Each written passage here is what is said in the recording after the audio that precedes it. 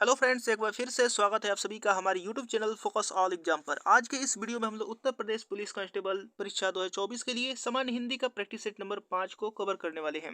इससे पहले हमने 4 सेट कवर कर लिया था। अगर आपने उसे नहीं देखा है तो उसका लिंक डिस्क्रिप्शन में मिल जाएगा, आप लोग वहां से जाकर के देख सकते हैं। तो चलिए देखते हैं आज का पहला प्रश्न क्या दिया गया है। पहला प्रश्न है यहाँ पर, अक्ल चरने वाला मुहावरे का अर्थ है। ऑप्शन दिया गया और इसमें से आपको करेक्ट आंसर बताना है। मैं यहाँ पर ऑप्शन रिपीट नहीं करूंगा, डायरेक्ट आंसर बताने वाला हूँ। तो आप लोग इससे पहले अपना आंसर बता दीजिए। अक्ल चरने वाला मुहावरे का अर्थ क्या है? तो दिए गए ऑप्शनों में से करेक्ट आंसर हो जाएगा ऑप्शन नंबर डी, यानी बुद्धि भ्रष्ट करना। अगला प्रश्न देखते हैं 115 नंबर। 115 नंबर यहाँ पर दिया गया है कि किस शब्द में इक प्रत्यय का प्रयोग नहीं है।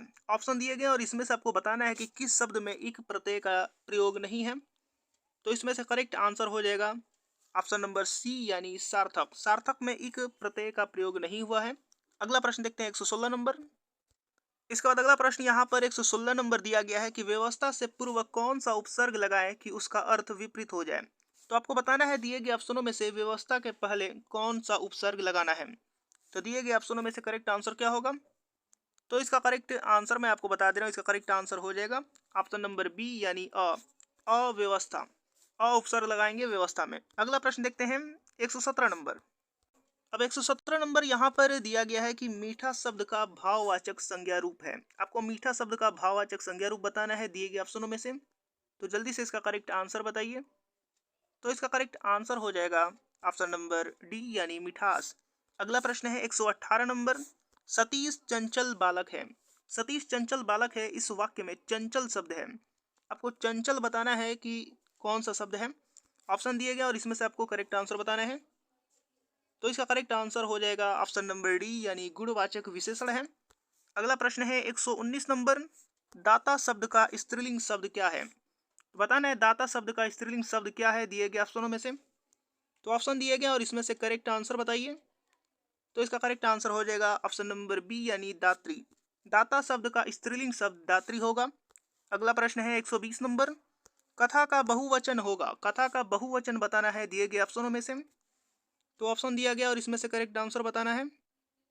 तो इसका करेक्ट आंसर हो जाएगा ऑप्शन नंबर सी, यानी कथानक। इसके बाद यहाँ पर 121 नंबर दिया गया है कि जिस भाषा में अरबी, फारसी, तुर्की शब्दों का अधिक प्रयोग होता है वह कौन सी भाषा है। तो आपको बताना है जिस भाषा में अरबी, फारसी और तुर्की शब्दों का अधिक प्रयोग होता है वह कौन सी भाषा कहलाती है। तो दिए गए हैं ऑप्शन और इसमें से आपको करेक्ट आंसर बताने हैं। तो इसका करेक्ट आंसर हो जाएगा ऑप्शन नंबर बी, यानी हिंदुस्तानी। अगला प्रश्न है 122 नंबर। निम्नलिखित में इच्छार्थक वाक्य है। आपको बताना है कि इच्छार्थक वाक्य कौन है। तो दिए गए ऑप्शनों में से बताना है कि कौन सा वाक्य इच्छार्थक वाक्य है।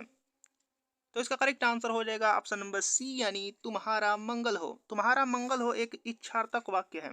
अगला प्रश्न है 123 नंबर। 123 नंबर यहाँ पर दिया गया है कि बाल भारती बच्चों की पुस्तक है। वाक्य में कौन सा चिन्ह है? यहाँ पर जो चिन्ह दिया गया है वह कौन सा चिन्ह कहलाता है? बाल भारती, भारत बच्चों की पुस्तक है। तो ऑप्शन दिए गए और इसमें से करेक्ट आंसर बताने हैं। तो इसका करेक्ट आंसर हो जाएगा ऑप्शन नंबर सी, यानी उद्धरण चिन्ह है। उद्धरण चिन्ह कहलाता है यहाँ पर। इसके बाद अगला प्रश्न देखते हैं 124 नंबर की, निम्नलिखित में उत्क्षिप्त व्यंजन है। आपको बताना है कि उत्क्षिप्त व्यंजन कौन सा है। तो ऑप्शन दिए गए और इसमें से आपको करेक्ट आंसर बताना है। उत्क्षिप्त व्यंजन कौन सा होगा? तो इसका करेक्ट आंसर हो जाएगा ऑप्शन नंबर बी, यानी ड और अढ़। अगला प्रश्न देखते हैं 125 नंबर।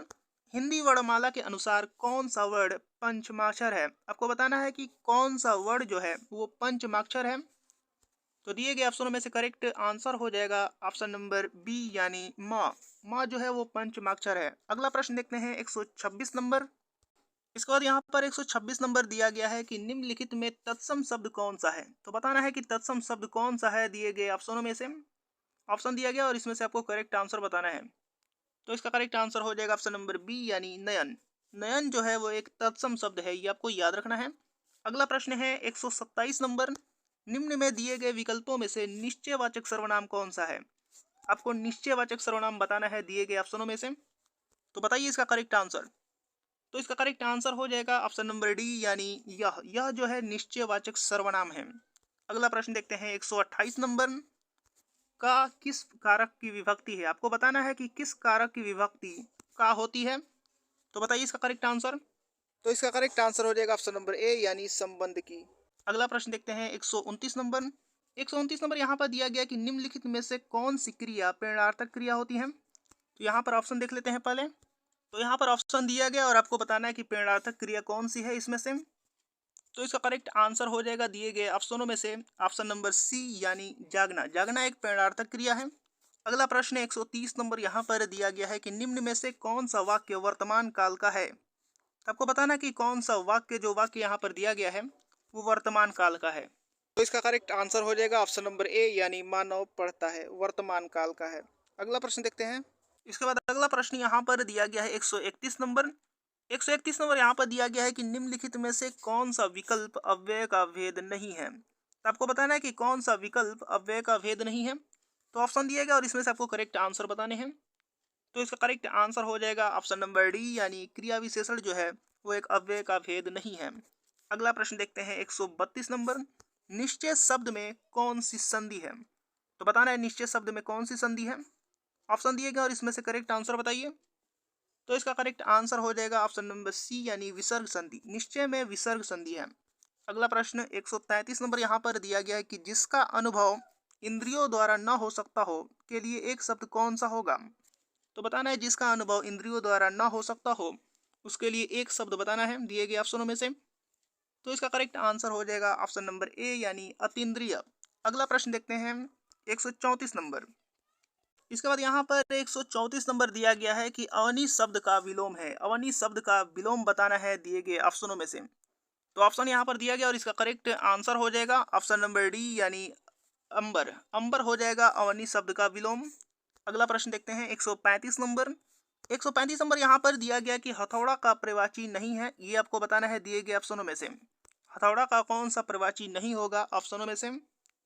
तो इसका करेक्ट आंसर हो जाएगा ऑप्शन नंबर डी यानी अनस। अनस जो है वो हथौड़ा का प्रवाची नहीं होगा। अगला प्रश्न देखते हैं 136 नंबर। 136 नंबर यहाँ पर दिया गया है कि निम्नलिखित में से कौन सी पंक्ति कहावत नहीं है। तो बताना है कि कौन सा पंक्ति कहावत नहीं है दिए गए ऑप्शनों में से। तो इसका करेक्ट आंसर हो जाएगा ऑप्शन नंबर डी यानी गाय को अपने सींग भारी नहीं लगते। ये कहावत नहीं है। इसके बाद यहाँ पर 137 नंबर दिया गया है। पंक्ति दिया गया है कि कूलन में, केली में, कछारन में, कुंजन में, क्यारिन में कलित कलीन किलकत है। इस काव्य पंक्ति में कौन सा अलंकार है। आपको अलंकार बताना है कि इस काव्य पंक्ति में कौन सा अलंकार है। तो ऑप्शन दिए गए और इसमें से करेक्ट आंसर हो जाएगा ऑप्शन नंबर ए यानी अनुप्रास अलंकार है। अगला प्रश्न है 138 नंबर। 138 नंबर यहाँ पर दिया गया है कि टीका का अर्थ है। आपको बताना है टीका का अर्थ क्या होता है दिए गए ऑप्शनों में से। तो बताइए टीका का कौन कौन सा अर्थ होता है। तो इसका करेक्ट आंसर हो जाएगा ऑप्शन नंबर सी यानी तिलक, आभूषण और व्याख्या। इसके बाद अगला प्रश्न यहाँ पर 139 नंबर दिया गया है कि मंदिर, मंदिरा शब्द युग्म का उपर्युक्त अर्थ वाला युग्म कौन सा होगा। आपको बताना है मंदिर और मंदिरा शब्द युग्म का अर्थ कौन सा होगा। तो इसका करेक्ट आंसर हो जाएगा दिए गए ऑप्शनों में से ऑप्शन नंबर सी यानी देवालय, अश्वशाला। अगला प्रश्न देखते हैं 140 नंबर। यहाँ पर 140 नंबर दिया गया है कि किस समास में दोनों पद मिलकर एक नया अर्थ प्रकट करते हैं। तो आपको बताना है कि किस समास में दोनों पद मिलकर एक नया अर्थ प्रकट करते हैं। तो ऑप्शन दिया गया और इसमें से आपको करेक्ट आंसर बताने हैं। तो इसका करेक्ट आंसर हो जाएगा ऑप्शन नंबर डी यानी बहुब्रीहि समास। बहुब्रीहि समास में दोनों पद मिलकर एक नया अर्थ प्रकट करते हैं। इसके बाद अगला प्रश्न 141 से 145 तक गद्यांश पर आधारित 5 प्रश्न दिए गए हैं। इसको आप लोग स्वयं कर सकते हैं। अगला प्रश्न देखते हैं 146 नंबर। तो यहाँ पर 146 नंबर दिया गया है कि श्रृंगार रस के अस्थाई भाव का नाम बताइए। आपको श्रृंगार रस के अस्थाई भाव का नाम बताना है। जो ऑप्शन दिया गया और इसमें से आपको करेक्ट आंसर बताना है। तो इसका करेक्ट आंसर हो जाएगा ऑप्शन नंबर सी यानी रति। श्रृंगार रस का जो अस्थाई भाव होता है वो रति होता है। इसके बाद अगला प्रश्न है 147 नंबर। इनमें मैथिली शरणगुप्त की रचना नहीं है। तो बताना है मैथिली शरणगुप्त की रचना कौन सी नहीं है दिए गए ऑप्शनों में से। तो इसका करेक्ट आंसर हो जाएगा ऑप्शन नंबर सी यानी प्रेम पथिक जो है वो मैथिली शरणगुप्त की रचना नहीं है। अगला प्रश्न है 148 नंबर कि कुकुरमुत्ता, नए पत्ते तथा तुलसीदास किन की कृतियां हैं। तो बताना है ये सब किन की कृतियां हैं। तो ऑप्शन दिया गया और इसमें से करेक्ट आंसर हो जाएगा ऑप्शन नंबर डी यानी निराला। निराला की है यहाँ पर सब कृतियां। अगला प्रश्न देखते हैं 149 नंबर। 149 नंबर यहाँ पर दिया गया है कि वैदेही वनवास किसकी रचना है। तो वैदेही वनवास बताना है कि किसकी रचना है दिए गए ऑप्शनों में से। तो इसका करेक्ट आंसर हो जाएगा ऑप्शन नंबर बी यानी अयोध्या सिंह उपाध्याय हरिऔध की। अगला प्रश्न और इस वीडियो का लास्ट प्रश्न यहाँ पर दिया गया है, दो चट्टाने पर साहित्य अकादमी पुरस्कार पाने वाले कवि हैं। आपको बताना है कि दो चट्टाने पर साहित्य अकादमी पुरस्कार पाने वाले कवि कौन से हैं। तो इसका करेक्ट आंसर हो जाएगा ऑप्शन नंबर सी यानी हरिवंश राय बच्चन। तो उम्मीद करता हूँ कि वीडियो आपको पसंद आया होगा और इसी तरीके के और नए वीडियो देखने के लिए हमारे साथ जुड़े रहिए और चैनल को अभी तक सब्सक्राइब नहीं किया है तो चैनल को सब्सक्राइब करके बेल आइकन बटन भी दबा दीजिए। तो मिलते हैं अगले वीडियो में अगले प्रैक्टिस सेट के साथ।